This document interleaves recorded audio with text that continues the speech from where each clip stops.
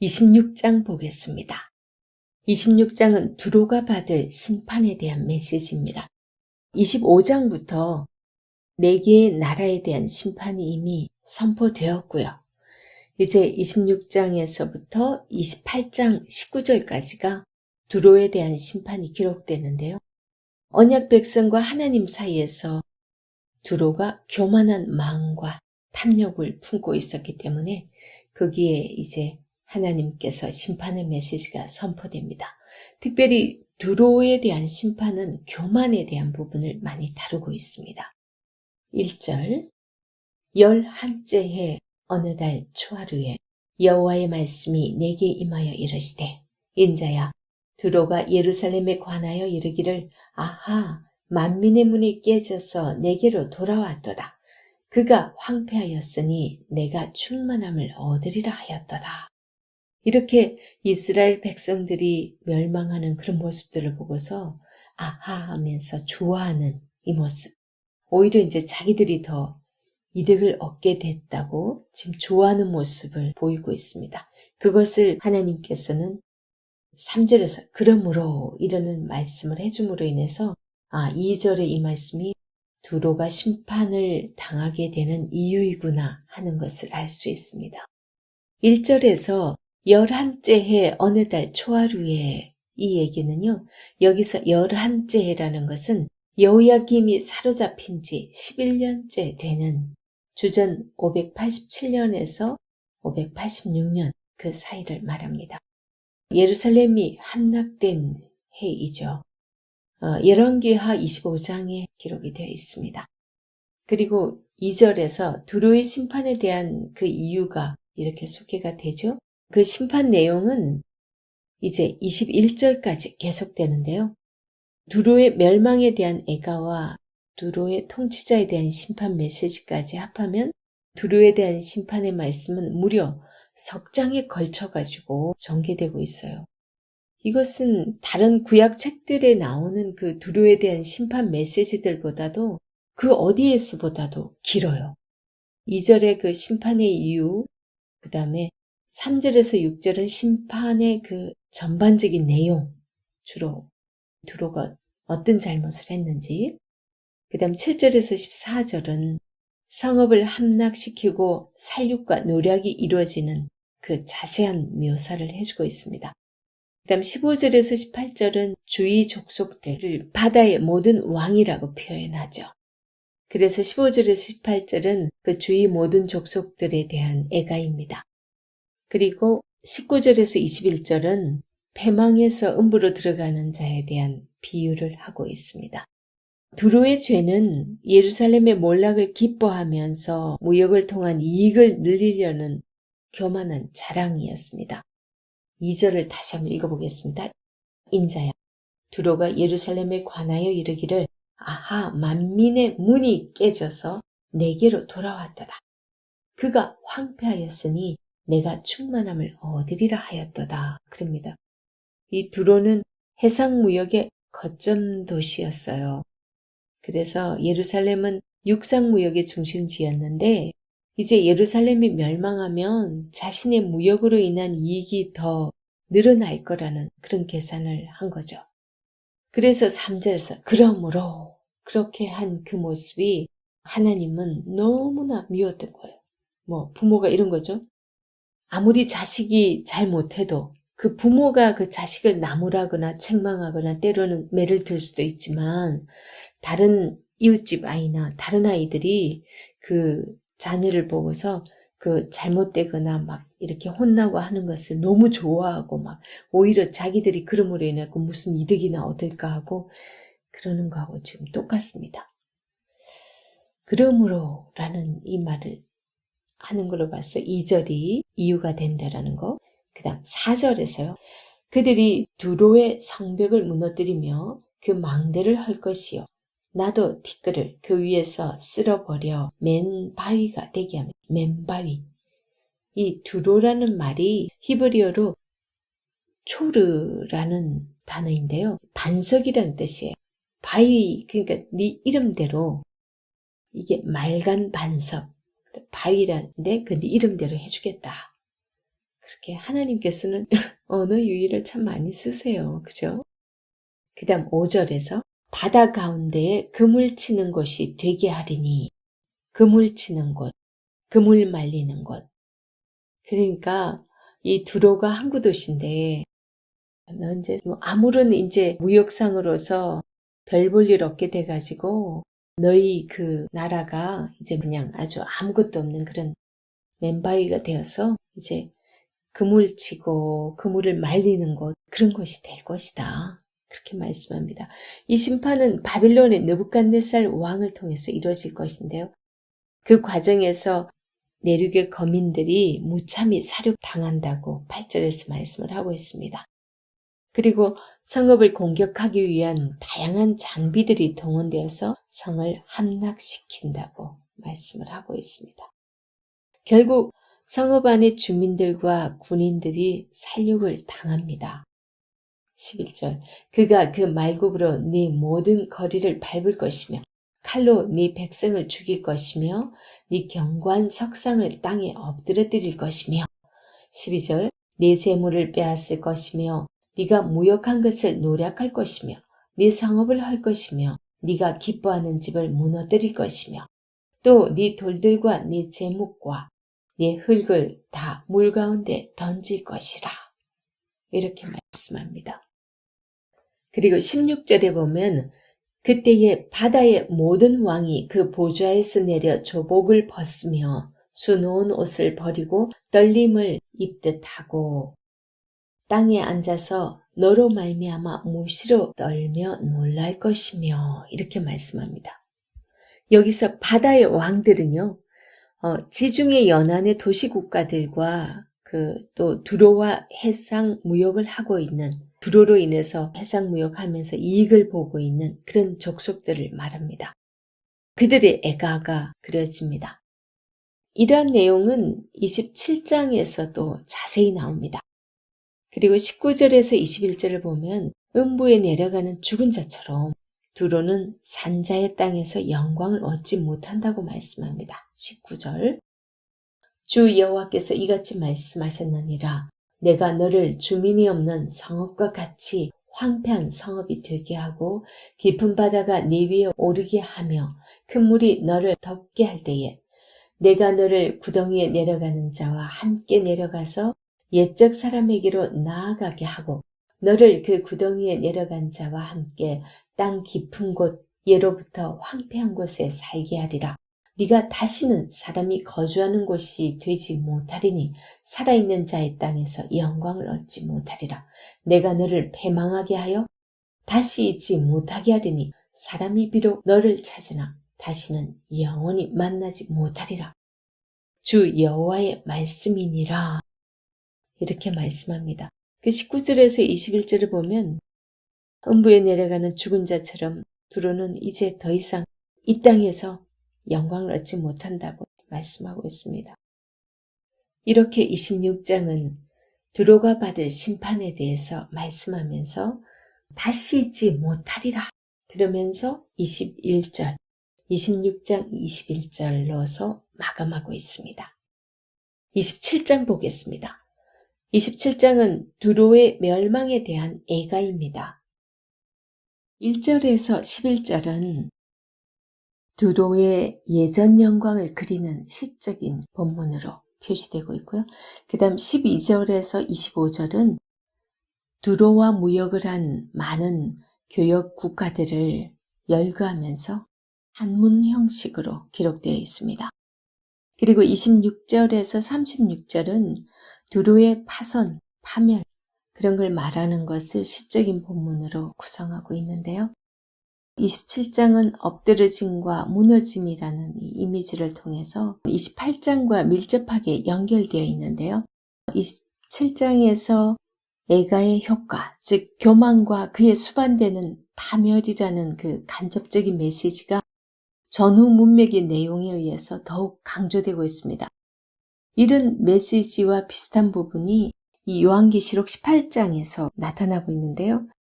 거기서 무너지는 교만한 존재가 바빌론인데 여기서 교만한 두로를 무너뜨리는 거예요. 그 바벨론이 교만한 두로를 무너뜨리는 거예요. 두로의 가장 큰 죄는 교만과 자신의 부와 영광으로 인한 자만인데요. 두로의 부와 풍요는 5절에서 7절 여기에서 웅장하고 아름다운 배로 비유되고 있습니다. 여러 민족들이 두로라는 배의 승무원들과 기술자들과 호위병으로 묘사되고 있죠. 이제 27장 한번 읽어보겠습니다. 여호와의 말씀이 내게 임하여 이르시되 인자야 너는 두로를 위하여 슬픈 노래를 지어라. 너는 두로를 향하여 이르기를 바다 어귀에 거주하면서 여러 섬 백성과 거래하는 자여 주 여호와께서 이같이 말씀하시되 두로야 네가 말하기를 나는 온전히 아름답다 하였도다. 네 땅이 바다 한가운데 있으며 너를 지은 자가 네 아름다움을 온전하게 하였도다. 그러면 이게 정말 하나님께서 지금 그곳을 아름답게 이렇게 만들었다는 거죠. 그런데 지금 자기가 굉장히 자만하고 있는 모습이에요. 뭐가 생각나는 일이 있어요? 사도행전에 보면 헤롯 대왕이 그가 말하는 그 목소리가 신의 소리 같다라고 사람들이 말했을 때 그 영광을 하나님께 돌리지 않았다고 합니다. 그래서 하나님께서 그를 충을 먹여서 그를 죽였다고 합니다. 사람이 충이 들어가서 죽는 이 고통은 엄청나대요. 살갗 안에서 충이 이제 살을 갉아먹는 거죠. 하나님께서 멋진 자연과 또 그만한 여러 가지 능력을 준 것을 자기 스스로 자만해서 지금 교만해져 있는 이런 모습 보니까 사도행전에 나오는 헤롯이 영광을 하나님께 돌리지 않은 그 부분이 생각납니다. 그래서 5절 스닐의 잣나무로 네 판자를 만들었으며 너를 위하여 레바논의 백향목을 가져다 돛대를 만들었도다. 바산의 상수리 나무로 네 노를 만들었으며 기띔섬 황량목에 상아로 꾸며 갑판을 만들었도다. 지금 막 두로를 배에다 비유를 하잖아요. 화려하게 멋진 배.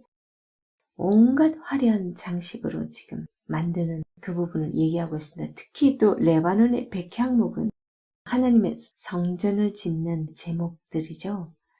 네, 그것으로 돛대를 만들었대요. 애굽의 수놓은 가는 배로 돛을 만들어 깃발을 삼았으며 엘리사 섬에 청색 자색 배로 차이를 만들었도다. 시돈과 아르왓 주민들이 네 사공이 되었으며 두로야 네 가운데에 있는 지혜자들이 네 선장이 되었도다. 그 발의 노인들과 지혜자들이 네 가운데에서 배의 틈을 막는 자가 되었으며 바다의 모든 배와 그 사공들은 네 가운데서 무역하였도다. 이렇게 말씀합니다. 지금 제가 읽은 거까지는요. 여기에서 아까 설명했지만 5절에서 7절을 보면 웅장하고 아름다운 배로서 이 두로를 지금 비유하고 있는 거죠. 그 다음에 여러 민족들이 두로라는 배의 승무원, 기술자, 호위병 이런 걸로 지금 묘사되고 있습니다. 그 다음 12절에서 25절은요. 두로와 교역한 나라들과 민족들 그리고 교역품들이 무엇인지 그 목록들을 열거합니다.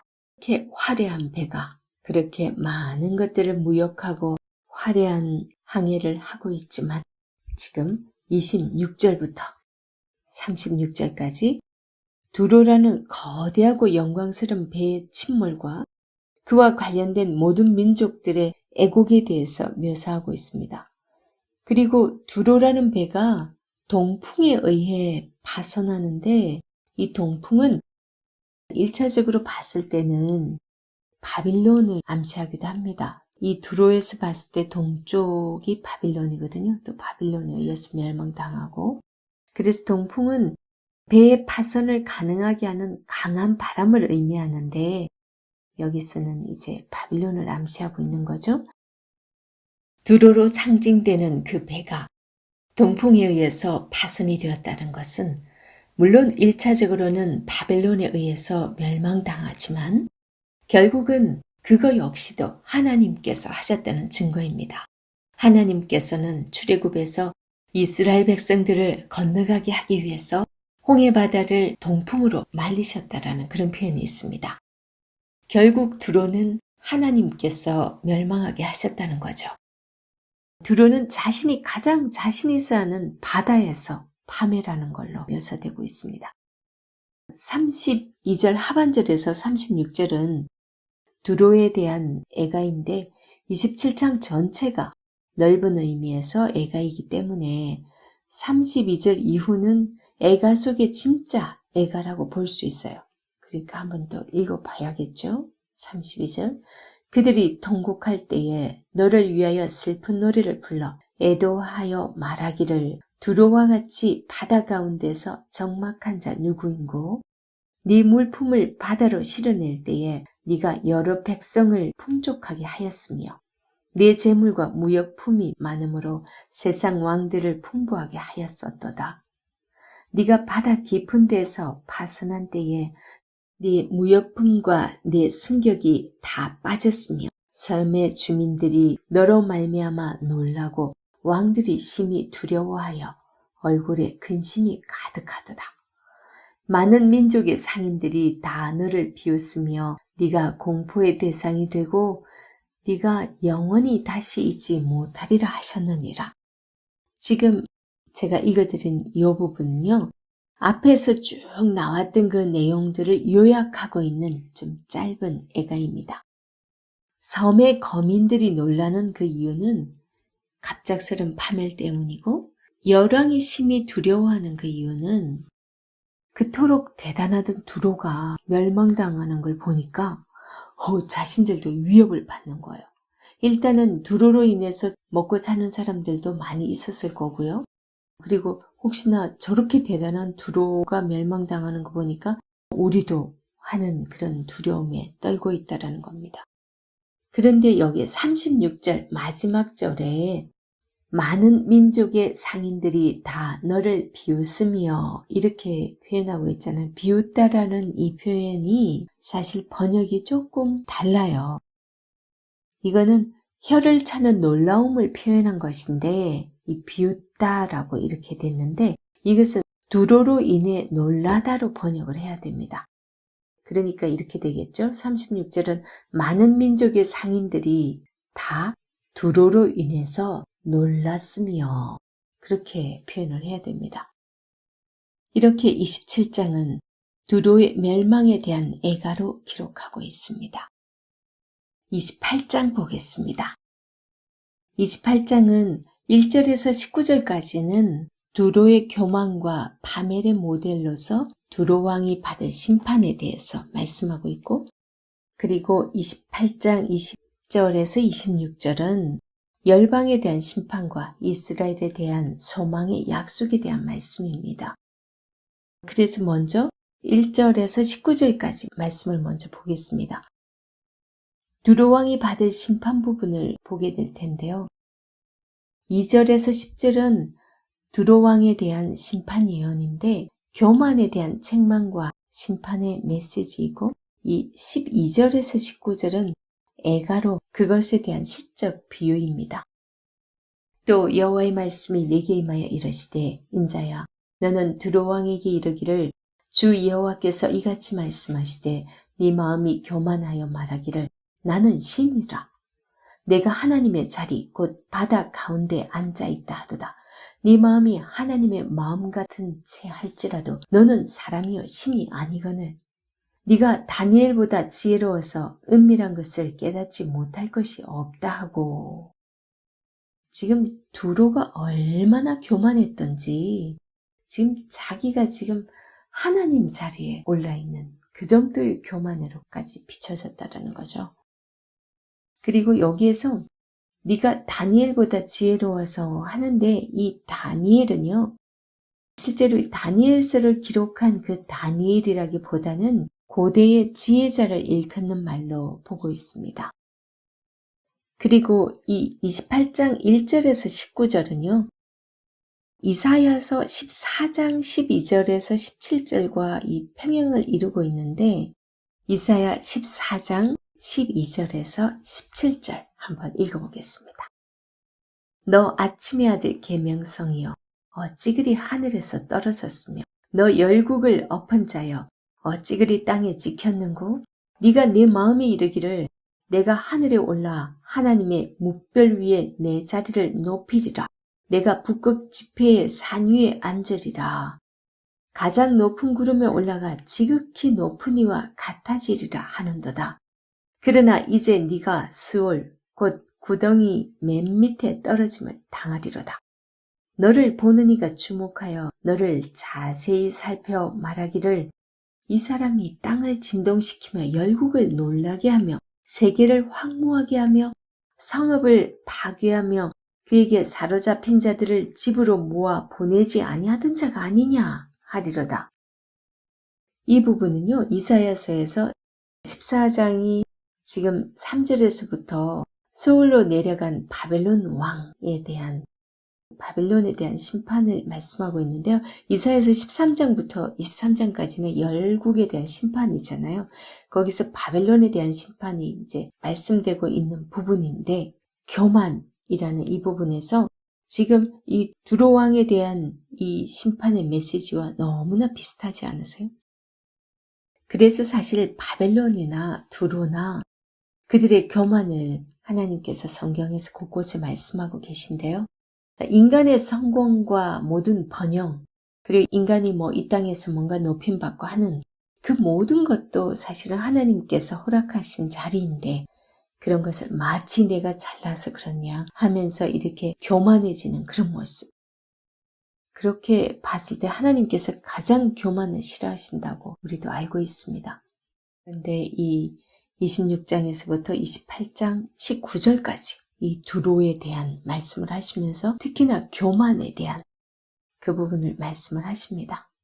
그래서 28장 15절에서 16절 네가 지엄을 받던 날로부터 네 모든 길에 완전하더니 마침내 네게서 불의가 드러났도다. 네 무역이 많음으로 네 가운데 강포가 가득하여 네가 범죄하였도다. 너 지키는 그루박. 그러므로 내가 너를 더럽게 여겨 하나님의 산에서 쫓아내고 불타는 돌들 사이에서 멸하였도다. 28장 1절에서 19절에도 이 두로의 죄악상에 대해서 말씀하고 있는데 28장이 두로 왕이 받을 심판이잖아요.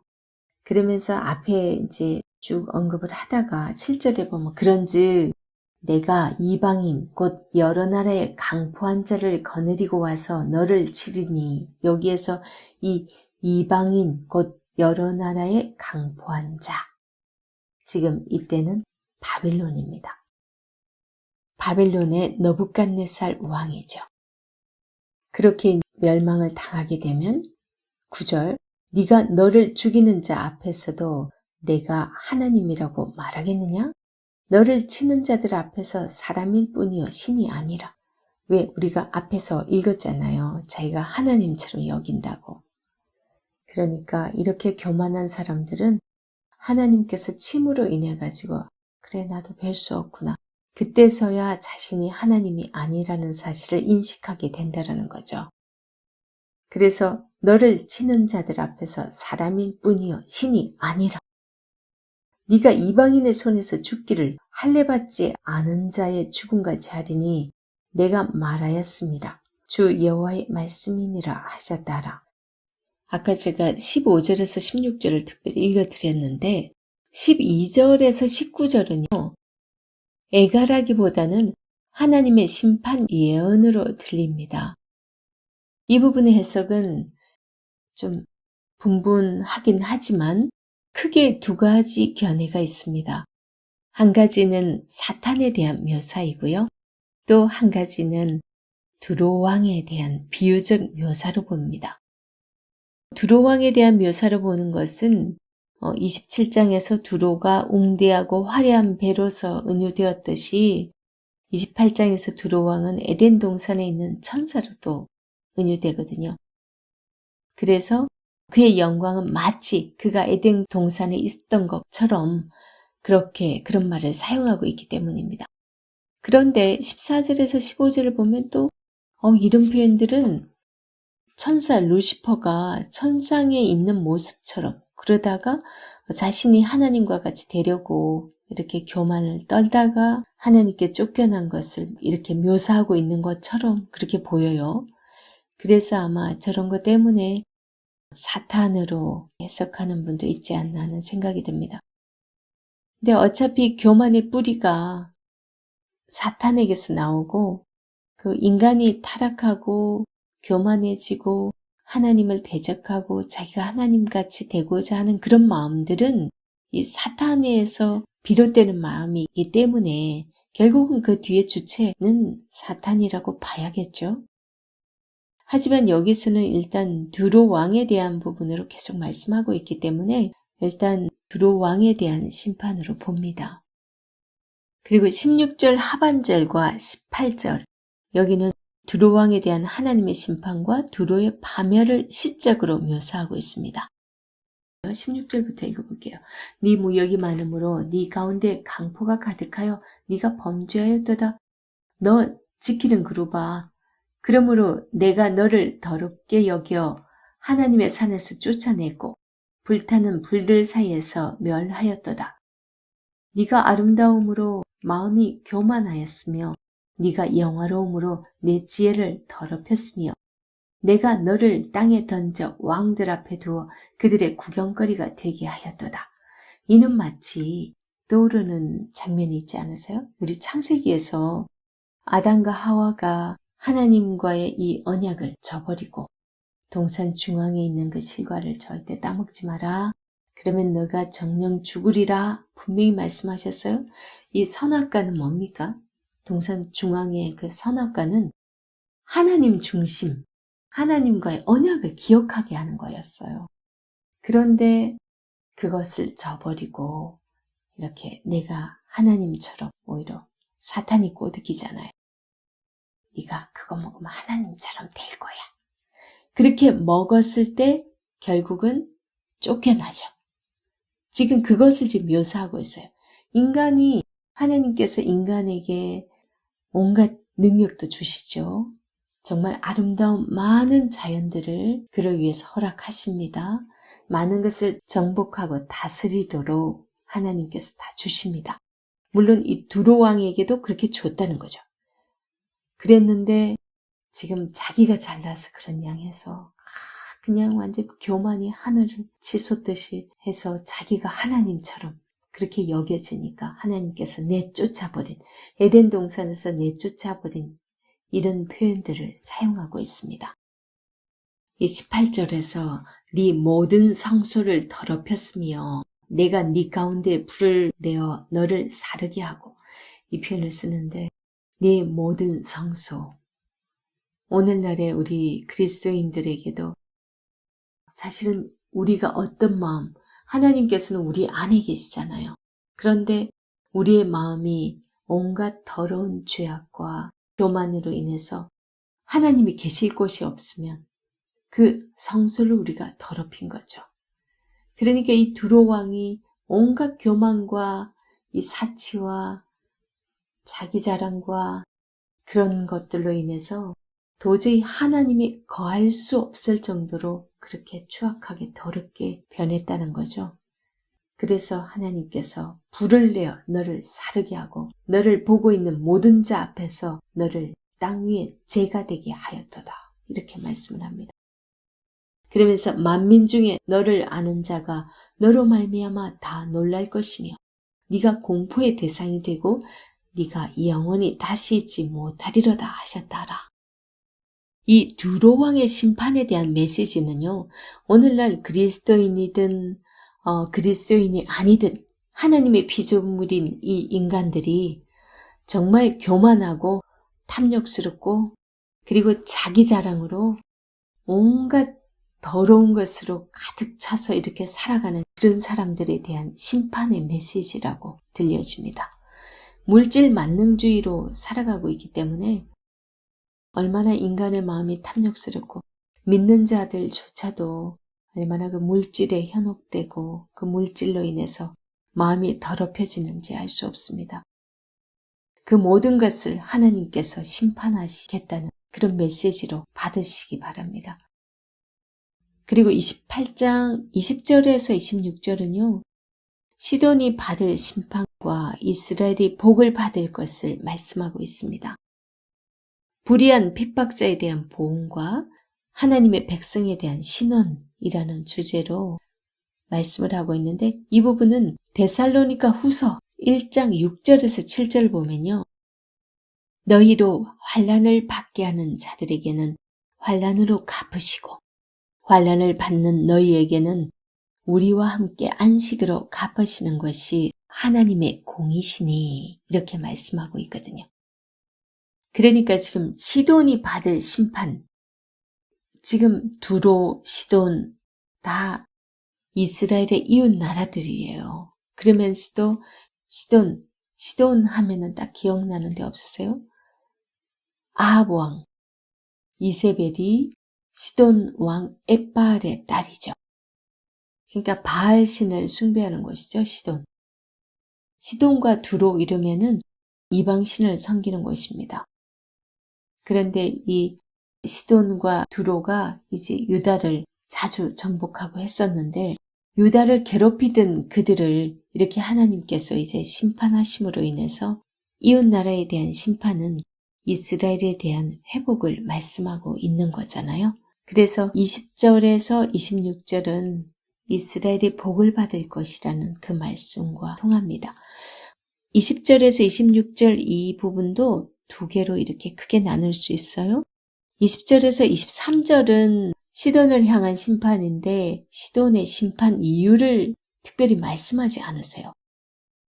이 부분에 대해서 많은 학자들은 그렇게 생각합니다. 아마 시돈이 두로와 밀접하게 그 동맹관계를 맺고 있었고, 시돈의 죄나 두로의 죄나 비슷하니까 굳이 언급할 필요도 없다라고 여기셨던 것 같다고, 그런 의견이 있습니다. 그런데 시돈의 연병과 칼을 보내어 하나님의 거룩하심과 영광을 나타내실 것이라 그렇게 말씀을 합니다. 그때야 시돈 사람들이 하나님을 인정하게 될 것이라고 하죠.